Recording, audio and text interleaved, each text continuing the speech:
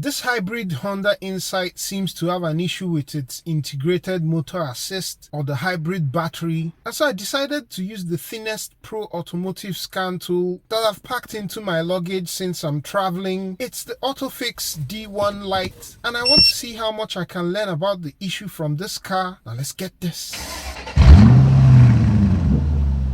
For full disclosure, I did get this unit as a review sample, but there are no other strings attached to disclose. I've already hooked up the VCI to the car, which is a 2010 hybrid Honda Insight. The complaint from the driver is getting the warning light from the integrated motor assist, which is Honda's fancy name for the high voltage hybrid battery system. Let me just go ahead and run an all system scan on this car, and while that's running, let me give you a quick summary of this scanner. The D1 Lite is from Autel's budget lineup or brand, which is Otofix, and so you get the same software experience that you expect from an Autel device. The only thing with this offering being that it's packed into this really thin profile tablet, which as you can see is smaller than the width of my index finger. It's an all system scanner, meaning it has access to all the modules on most cars on the road, and so far I've counted 47 service functions, which is well over the 38 that's advertised. Of course, all of this isn't going to work in every single car just because not every manufacturer supports all these tests. But I have to say, for the price, the spread of functions is quite extensive.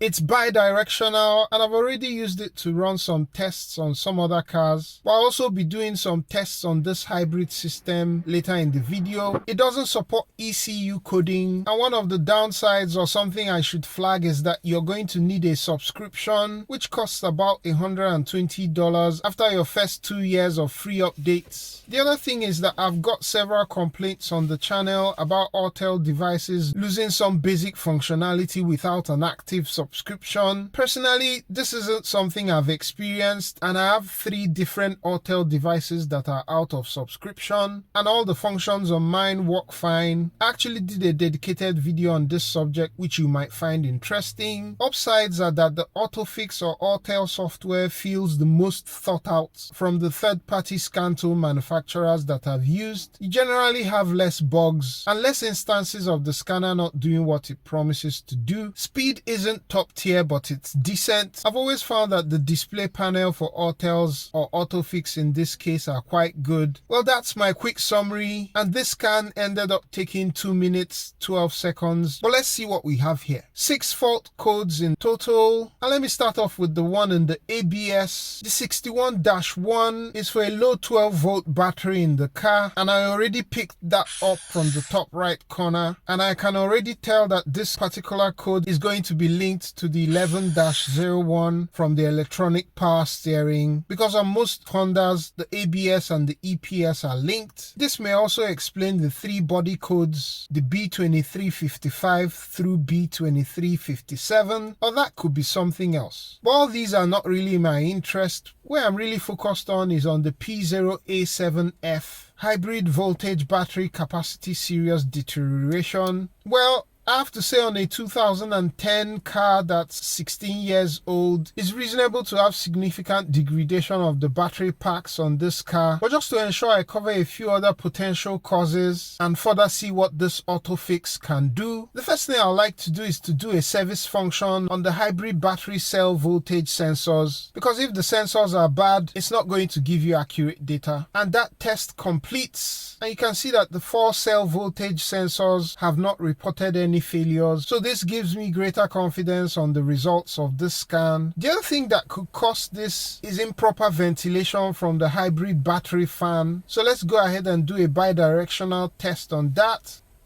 and the tool goes ahead to test the battery at different RPMs. Target speed for the low setting was over 850 RPM, and we got an actual fan speed of 897 rotations per minute, so that's normal. Onto the medium speed test, and a pass would be getting above 2200 RPM. We hit that, and so we're good here.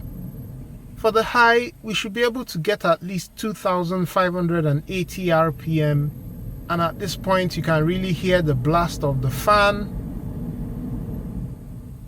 Again, that completes without detecting any fault. The other thing to rule out, which I'm not going to get into here due to the fact that I'm on the road, loose or corroded connections on the bus bars and the sensing cables. That's something that can also cause this. In keeping with best practice, I'll just go ahead and clear all the codes, see which one comes back. But honestly, I must say that the news isn't really looking good for the owner at this point. Again, on a 16-year hybrid, this is most likely going to be normal wear. If I happen to establish any other definitive cause for this, I'll be sure to leave a pinned comment down below. I'm also leaving a link to the Otofix D1 Lite below just in case you want to check it out. Thank you very much for watching. Catch you on the next one. Peace.